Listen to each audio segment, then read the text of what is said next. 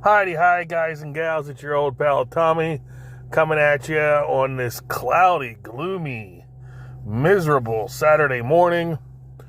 Coming at you this morning to talk about the franchise Six Gun Gorilla by Brian Crisgall, Adrian Cibar, the late great Adrian Cibar, and Preston Acevedo. And I have only ever seen these gentlemen's names written. So if I've mispronounced any of them, I apologize. But here to talk about the Six Gun Gorilla franchise, which originated with an ad that appeared in the then Wizard magazine in 1939 for Six Gun Gorilla.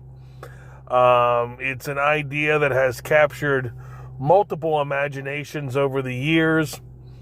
Brian's project is where I first learned of it, and then I discovered there was another version. This property, I believe, is in the public domain. There's another version of it in a sci-fi setting, and I, for the life of me, can't remember whether it was Dark Horse or IDW or Boom who put out the other version. And then I just this morning, because I was Googling and doing some research, found a serialized novella version with classic illustrations on the Project Gutenberg Australia website, which I believe is either the original 1939 version or as close to it as they can come in terms of reproducing it. So if you've got a hankering for a large simian with a gun belt and a revolver on each hip, you've got an embarrassment of riches from which to choose from. But I want to talk today about the franchise that first put me onto it, which is Brian Crisgall's franchise.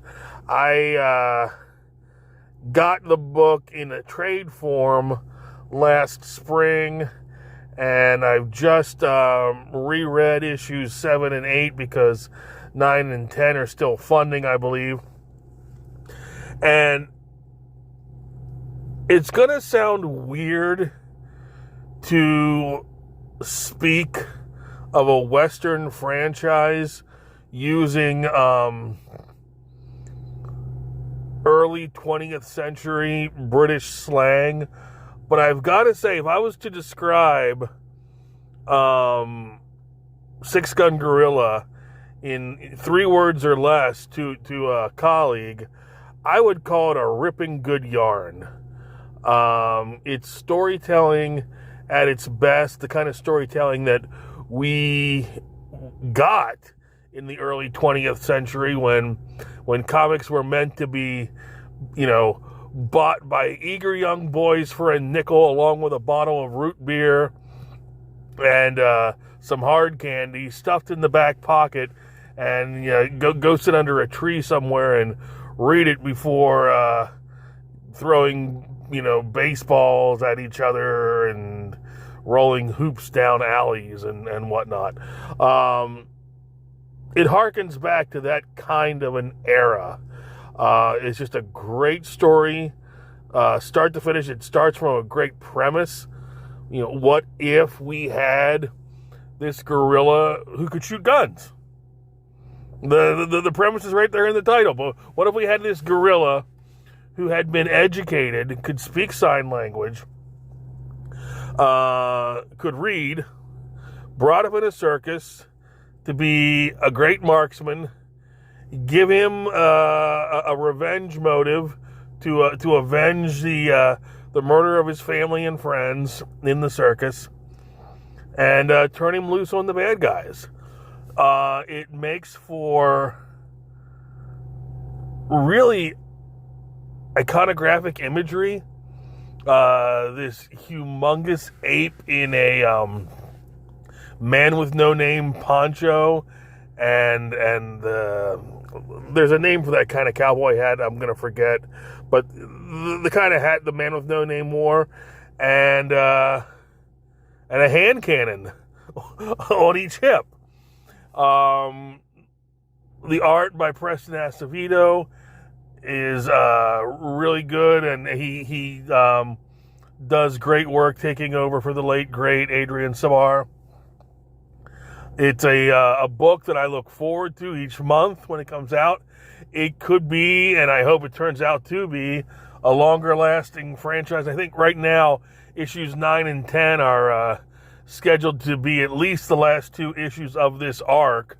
Hopefully not of the project altogether, because it's just a lot of fun, and it's the kind of fun that, and this gets tossed around a lot these days, but it's fun for all ages. It's the kind of fun that's absolutely, as I said, a ripping good yarn for adults. But if you've got smaller kids in your family, as long as they can handle Western style violence, then they're not going to have any problem devouring and loving this tale. So, hearty recommend from Thomas T. Tuttle. And as you know, if you can't trust Tommy Tuttle, who can you trust?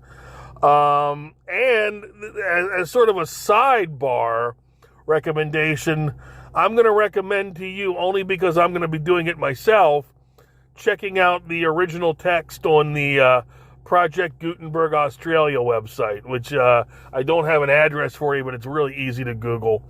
So, until next time, cats and jammers, everybody be good.